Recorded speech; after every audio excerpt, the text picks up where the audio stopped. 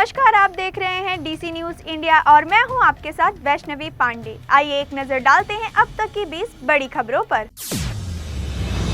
Devendra Fadnavis cabinet में जगह नहीं मिलने पर नाराज हुए एनसीपी के वरिष्ठ नेता छगन भुजबल ने खुलकर रखी अपनी बात।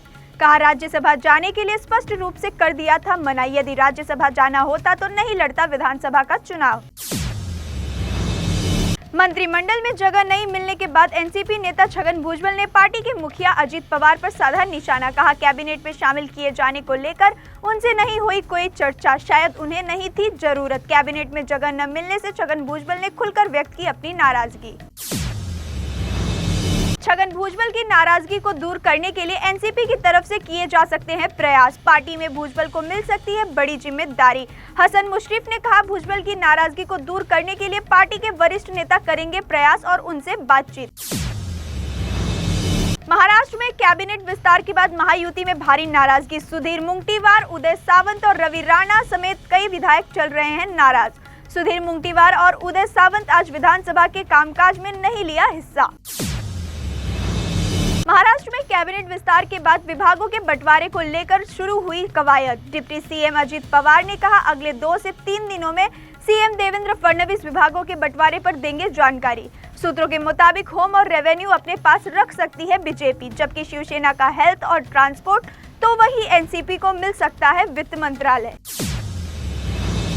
महाराष्ट्र के बीड में हुई सरपंच संतोष देशमुख की हत्या को लेकर विधानसभा में बोले सीएम देवेंद्र फडणवीस। कहा, चाहे किसी भी जाति, दल या समाज के हो आरोपी, किसी को बख्शा नहीं जाएगा और उनके खिलाफ होगी सख्त कार्रवाई। मुंबई, बीड, परभणी और नांदेड़ समेत महाराष्ट्र के कई जिलों में अंबेडकर के अनुयायियों ने किया आंदोलन। सोमनाथ सूर्यवंशी नाम के युवक की न्यायिक हिरासत में हुई मौत के विरोध में किया गया विरोध प्रदर्शन। अंबेडकर के अपमान के विरोध में परभणी में हुई हिंसा में शामिल था सोमनाथ, जिसके बाद हुई थी गिरफ्तारी। न्यायिक हिरासत के दौरान सीने में उठा दर्द और हो गई मौत। महायुति सरकार में मंत्री बने कई नेताओं के ईडी द्वारा दर्ज किए गए मामले अभी भी हैं प्रलंबित। डिप्टी सीएम अजित पवार, प्रताप सरनाईक, हसन मुशर्रफ और धनंजय मुंडे के खिलाफ ईडी ने दर्ज किए हैं कई केस। मामलों को लेकर अभी तक नहीं दाखिल की गई चार्जशीट और न ही क्लोजर रिपोर्ट। उत्तर प्रदेश के संभल और बहराइच में हुई हिंसा को लेकर विधानसभा में गरजे मुख्यमंत्री योगी आदित्यनाथ। कहा, बख्शा नहीं जाएगा हिंसा में शामिल एक भी दोषी। सपा को याद दिलाई दंगों की क्रोनोलॉजी। कहा, जो लोग आज संभल में मारे गए लोगों के लिए बहा रहे हैं घड़ियाली आंसू, उन्होंने 1947 से लेकर अब तक मारे गए 209 हिंदुओं के बारे में नहीं कहा एक शब्द। कांग्रेस की सांसद प्रियंका गांधी फिलिस्तीन के लोगों के प्रति समर्थन और एकजुटता प्रदर्शित करने के लिए एक ऐसा बैग लेकर पहुंची संसद जिसमें लिखा था फिलिस्तीन। भाजपा प्रवक्ता संबित पात्रा ने कांग्रेस सांसद पर किया हमला। कहा, गांधी परिवार ढोता रहा तुष्टीकरण का बैग। लंबे समय से गाजा पर इजराइल की कार्रवाई के खिलाफ आवाज उठाती रही हैं सांसद प्रियंका गांधी। 17 दिसंबर को संसद में पेश किया जा सकता है वन नेशन वन इलेक्शन विधेयक। लोकसभा के पटल पर बिल को रखेंगे केंद्रीय कानून मंत्री अर्जुन राम मेघवाल। विधेयक में सेक्शन 2 के सब क्लोज 5 में अलग से भी किसी राज्य में विधानसभा चुनाव कराए जाने का किया गया है प्रावधान। दरअसल उन परिस्थितियों के लिए किया गया है प्रावधान जब लोकसभा के साथ नहीं कराए जा सकेंगे किसी विधानसभा के चुनाव। उत्तर प्रदेश के संभल जिले में 46 साल बाद मिले मंदिर के पास स्थित कुएं से बरामद की गई कई मूर्तियां। अब तक 15-20 फीट तक हो चुकी है कुएं की खुदाई। इस दौरान बरामद हुई मूर्तियां और स्वास्तिक लिखी ईंटें। कुएं का इतिहास पता लगाने के लिए कार्बन डेटिंग करने की तैयारी में है प्रशासन।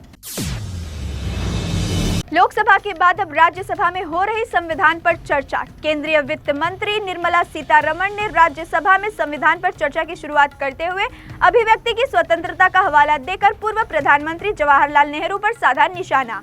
कवि और संगीतकार मजरूह सुल्तानपुरी और अभिनेता बलराज साहनी की गिरफ्तारी का किया उल्लेख। कहा, कांग्रेस ने एक परिवार को लाभ पहुंचाने के लिए संविधान में किए संशोधन। महाराष्ट्र में मंत्रियों को लेकर 2.5 साल वाले फॉर्मूले की बात आई सामने। सूत्रों के मुताबिक शिवसेना और एनसीपी से मंत्री बने नेताओं को देना होगा शपथ पत्र। मुख्यमंत्री देवेंद्र फडणवीस ने किया स्पष्ट।